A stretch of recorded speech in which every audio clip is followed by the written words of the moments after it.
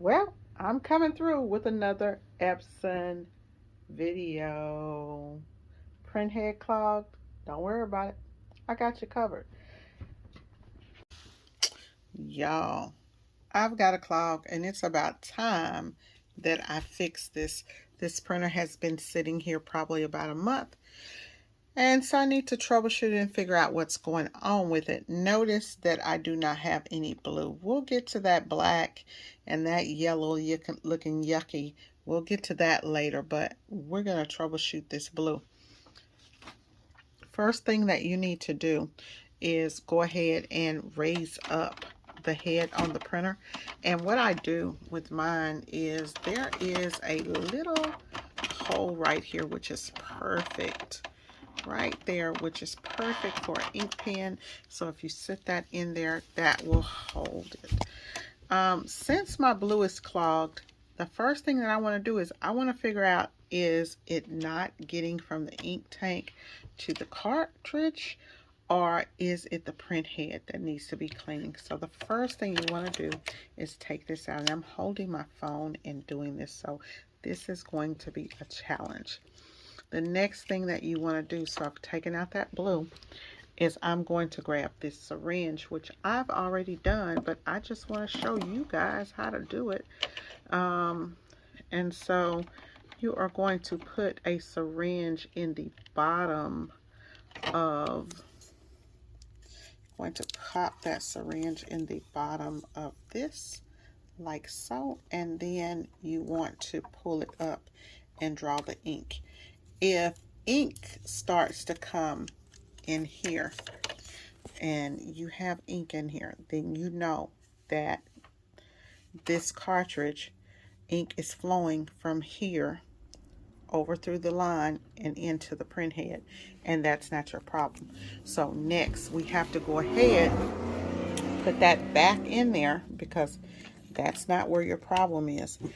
If you find that ink is not pulling up through that area, then you have a problem. You do have a problem. Give me a second, because I'm trying to hold the phone and do this.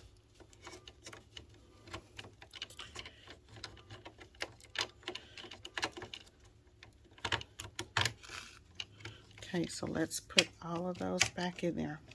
Okay, now, if for some reason you prime that cartridge and then no ink is coming up through that, it's not coming through, then that means you have a clog either right here. It's either going to be right here, and you're going to pull this off and then pull through this. Pull through this and see if there's a clog in the line.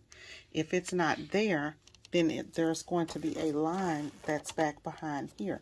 You're going to take this cartridge out, but in order to take this cartridge out, there is a screw, and let me see, there is a screw down in here, and you can't really see it here on the video, but there's a screw down there, and you're going to have to take that screw off, and then you can access the line and pull this out and see if the problem is coming from there, which normally that would be the problem. So it's either going to come from there or it's going to come from there. But we know that we have ink flowing through the line. So now I have to figure out if I'm going to take the print head off. And I've got videos on how to take the print head off. In this video, I'm not going to take the print head off. I'm going to look down here, and you see this little station here, this little cabbing station. Right there. Right there. That little piece right here. What we're going to do, we are going to get a syringe, and we're just going to put a little bit of cleaning fluid right there, and then just put this print head back over here and let it soak. So I've got my syringe filled with the clean solution, and I'm just going to dribble it here. Just like that. Don't oversaturate. You want it, and just push this over here, and I'm going to let that sit right there just like that tonight, and I'm going to come back and check it in the morning, and hopefully that will clear up my clog. And then I'll probably do some retaping on this, y'all, because this is a hot mess. Probably going to take this piece off of the waste tank here in the back and send it to an external waste tank. That's what I think I'm going to do. Watch the video on how I took this off so that you can easily access this.